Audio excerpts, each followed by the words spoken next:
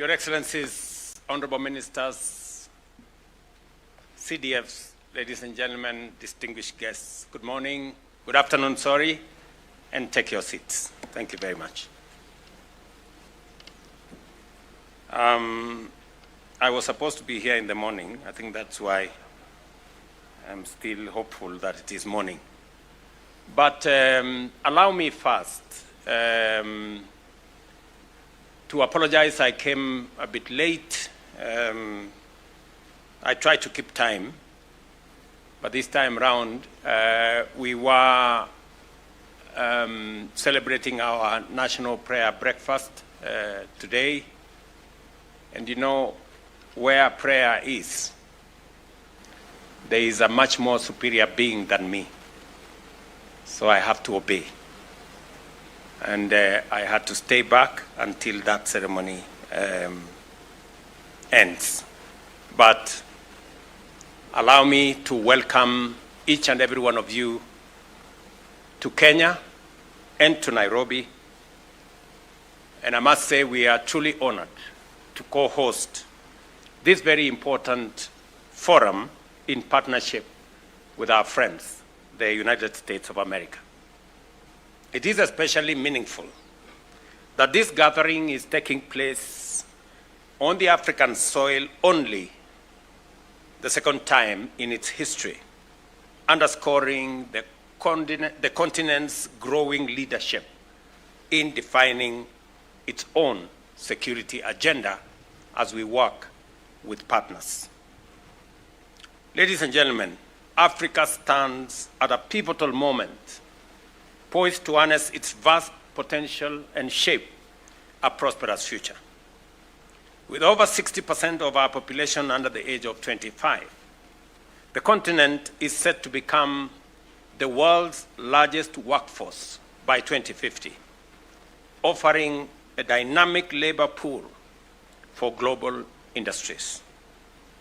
Abundant natural resources, including 65% of the world's uncultivated arable land, and significant reserves of critical minerals such as lithium, cobalt, and many more, position Africa as a key player in global food security and green energy transition. It is in this context that initiatives like the Africa Continental Free Trade Area have been established to unify markets, boost intra-Africa trade, and attract investment, fostering economic diversification and resilience. Additionally, the continent's commitment to sustainable development is evident in projects like the Great Green Wall, which seeks to combat desertification and create millions of jobs.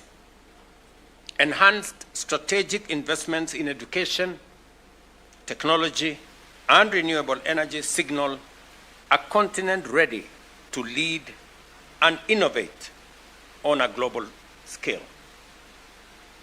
However, we must also confront the persistent challenges that impede our progress, including political instability, inadequate infrastructure, and widespread insecurity.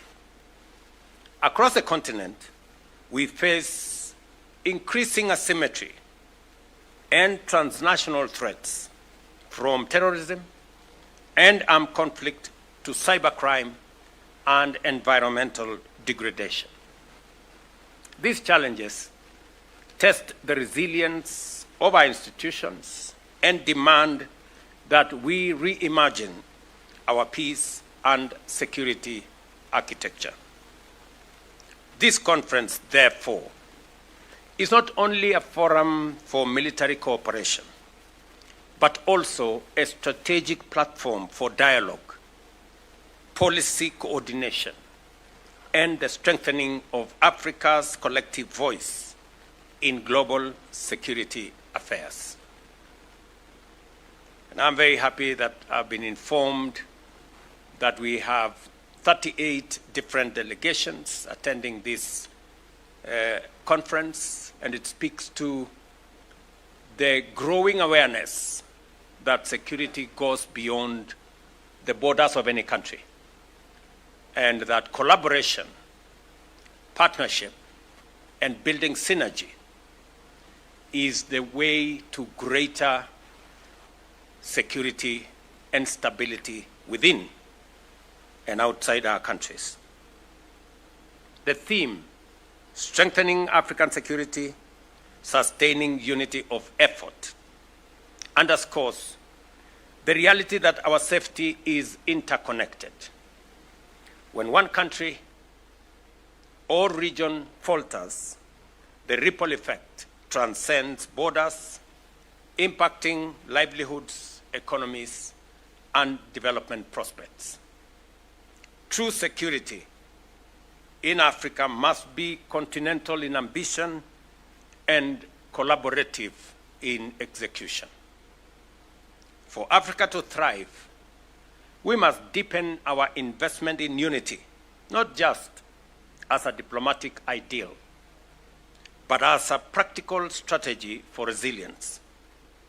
Strengthening partnerships among our defense institutions, promoting shared doctrines and strategic alignment, and the championing of Africa-led solutions must remain central to our approach as you discuss the different aspects and paradigms in this conference.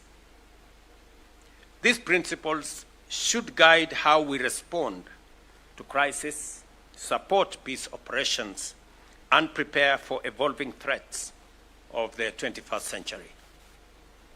Ladies and gentlemen, Kenya remains firmly committed to the cause of regional peace and stability. We envision a future in which African states stand together in mutual defense of our sovereignty and values, where our military cooperation is not reactive, but proactive and strategic.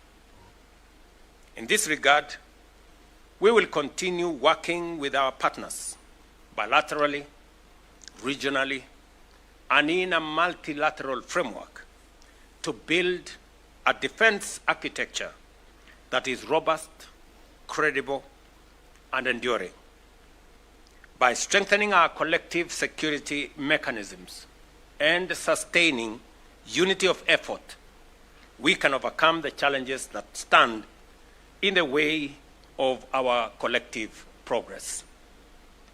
Allow me in a very special way to appreciate the United States of America for its tremendous support to this conference and its broader contribution to regional peace and security.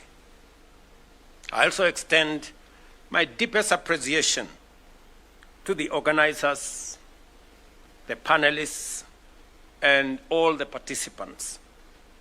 I trust that your discussions will be candid, constructive, and insightful in shaping the future of our continent in the context of defense, security, stability, because it is the foremost ingredient for any meaningful development and progress in our region and in our continent. Finally, I warmly invite you to explore not only our vibrant capital city, Nairobi, but also the breathtaking landscapes and hidden treasures across what we call magical Kenya. From the snow-capped peaks of Mount Kenya, the second highest mountain in Africa, to the golden beaches of the Indian Ocean at the coast, from the wildlife-rich savannas of the Masai Mara to the tranquil beauty of the Great Rift Valley, every corner of this country offers a unique and unforgettable experience. I know, and I have no doubt in my mind, that military service is a very serious exercise. But it is better when it is juxtaposed with pleasure and the ordinary things of life. I hope you will spare some time out of your straight military fatigues to be able to do something different in our country. And I encourage you to give out some time from your very busy schedule to enjoy and experience Kenya. I wish you the very best in your deliberations. You have the government of Kenya and under the leadership of the Minister for Defense and CDF to make sure that every other aspect of this conference goes well, and I am confident that we will have outcomes that are going to benefit Kenya and our region and our partners. Thank you very much, and God bless you.